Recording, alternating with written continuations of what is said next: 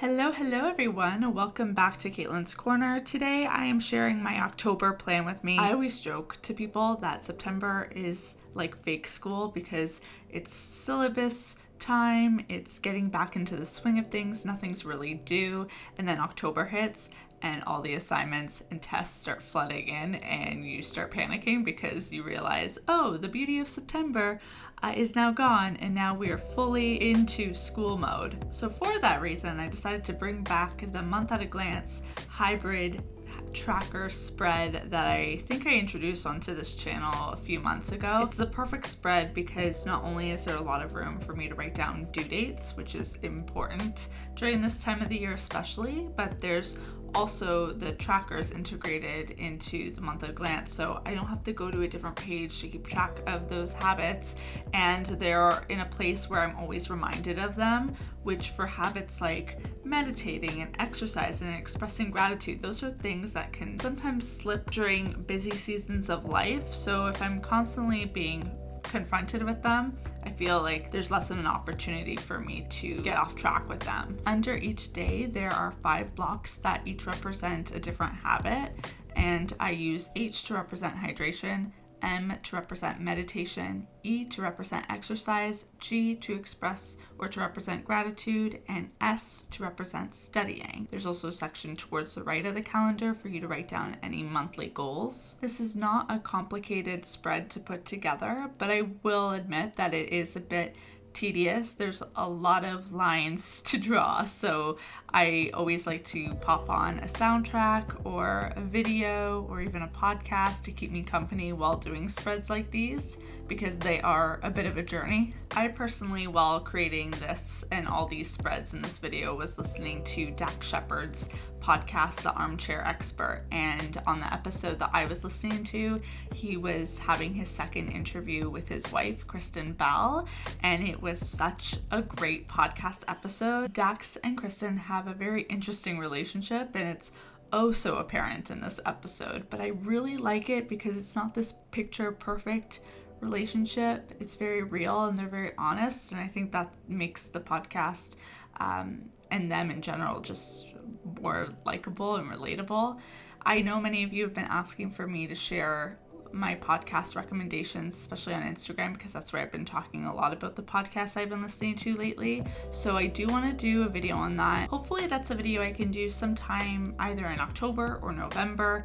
I do want to get to it though, because I feel like I've been listening to some quality podcasts lately that are worth sharing. And then to finish off the spread, I'm just going in with the Tombow. I'm going to link the exact color that I used down in the description box below. There will also be links to all of the products I used in today's video. I'm realizing now though, as I'm watching this back, that it doesn't make sense for me to have colored in the habit trackers because I usually fill them in by coloring in the habit trackers. So I think I'm gonna have to use some sort of black pen to mark when I've completed a habit. I think this color really brought the spread together though, and I loved it so much that I ended up using it a lot throughout this month's spreads. The next 2 pages are dedicated to a challenge that Rachel Hollis started. Now, if you've been following me for any length of time, you may have caught on to the fact that I really love Rachel Hollis. She has a website and a podcast and a book that I am obsessed with. And this last 90 days challenge is something that felt like a right thing for me to take part in because the idea behind it is to end your year 2018 the same way that you started it. You know, I think in January, we probably all had these goals and we were motivated to go after them. And this challenge is inspiring us to end the year with that same kind of mentality that we had at the beginning of the year. You know, we don't have to wait till 2019 to start a new goal. We can start now. So part of this challenge also involves the 5 to Thrive, which is 1, challenging us to get up an hour earlier than you normally would and use that time for yourself, to 2, work out for at least 30 minutes, 3, drink half of your body weight in ounces of water each day, 4, give up one food category you know you shouldn't be eating. And 5, writing down 10 things you're grateful for every day. I love all of those, and they're definitely things I'm going to be working on these next 3 months. And then on the page to the right, there's a section for each month, October, November, and December, to write down either multiple goals or one goal, one area that you want to focus on. There's even a box for you to write down what 2019 might look like for you.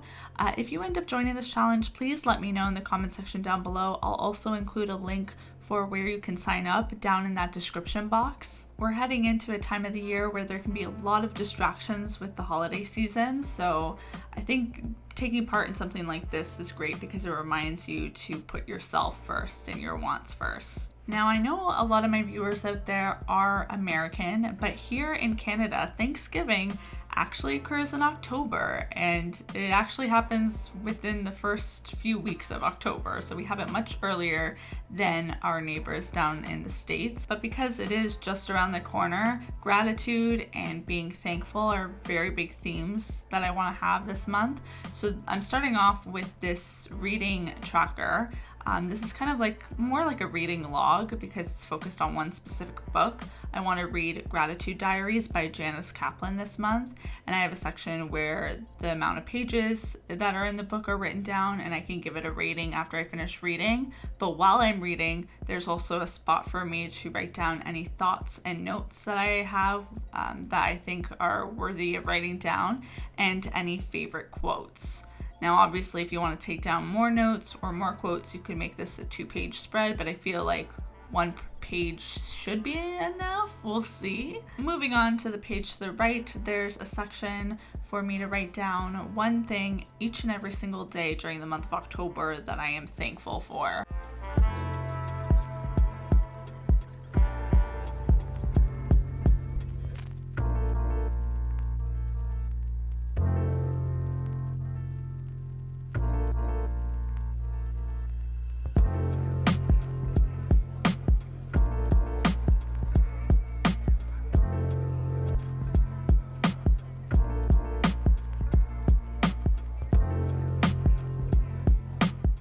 Lately, I do find I've been having more of a less is more mentality when I'm creating my spreads, and I think this is a really great example of a clean, simple, minimalist spread that's still fun. You know, I used a different type of font and header style for the title that kind of brings a little creativity to the spread.